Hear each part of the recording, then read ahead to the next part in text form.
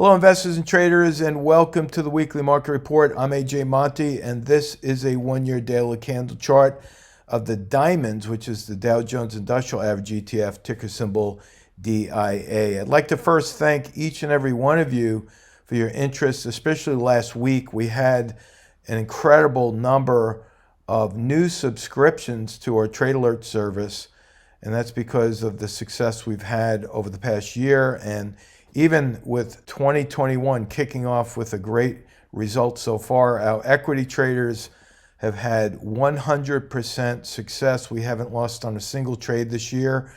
We have mixed our positions up both on the long side and on the short side for our option traders. We haven't taken a single loss on any of our option trades since we started the service here.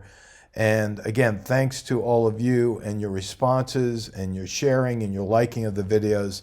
Again, I really appreciate that. Now, as we go into the major markets, I'm going to continue to wave that caution flag. Why? Because we have a step up here. You can see the moving average is still going up.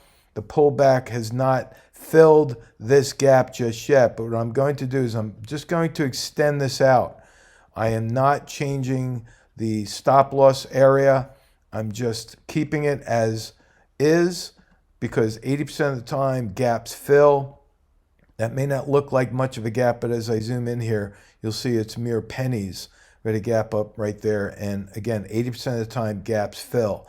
So nothing has changed on the Dow. If we look at the Volatility Index, you can see that the VIX is still hovering around this support level. That too is staying right where it is. Our equity traders and option traders know that we've taken a long position in the VIX for, again, a simple target of that gap fill. That could very well mean a 9-point rally in the VIX to fill that gap. If you are looking for good ideas with regard to strategy, understand that since the VIX has been created in 1993, 100% of the gaps have filled on the VIX over time because it's an oscillating index. It's not a stock. And again, if you look back at the monthly chart on the VIX, you'll see that we are, again, hovering within this very wide channel with these spikes in volatility occurring periodically and fairly regularly. So as we are on this support level down here, we continue to maintain a long bias position on the VIX, which in turn, for the most part, the VIX is inversely related to the S&P. So if the VIX is bullish, we're going to continue our stance or at least protect against downside movement in the S&P.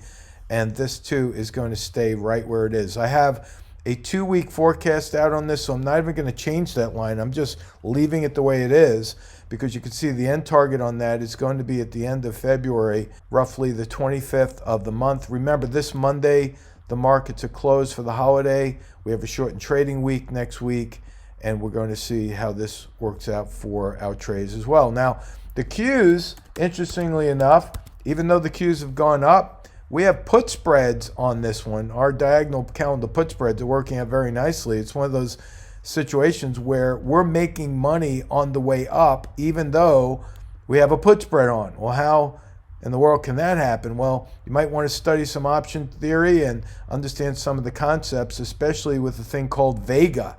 Vega is when we have a volatility change, and that helps us gauge which options we want to trade, how we want to spread them. And again, the Qs still have an open gap to the downside. So while I'm maintaining that line, I'm just moving it out on the calendar, not really changing the price target at all. I'm just moving it on the calendar. And you can see down below, even though we hit a higher high today, look at the CCI down here. That is known as a negative divergence. When Don Lambert first created the CCI, he talked about the negative divergence as being one of the major leading indicators for the market, not just with commodities, but stocks and individual markets alone will pay very close attention to that negative divergence. Now, if we look at the IWM, this is the Russell 2000 index. Again, super extended to the upside, moving that right on over.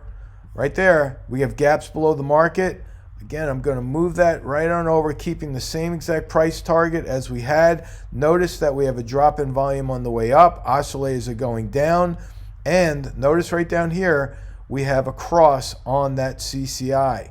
So what does that mean? Trail your stop up. We have a gap down there. That's a support level. If you are along anything in the Russell 2000, move your stops up. Move it up to the most recent support level here, or if you want to get a little bit more aggressive with your stop, you could place that stop below the 20-period moving average. If you are interested in following along with our trading alerts or subscribing to our member base, then feel free to click on the links that I have below in the description page. I, again, want to thank you for liking, for sharing, for subscribing. It's what keeps us going. It keeps us growing. And you're helping a lot of other people spread the word about technical analysis. So have a great long weekend, and we'll talk to you soon. So long.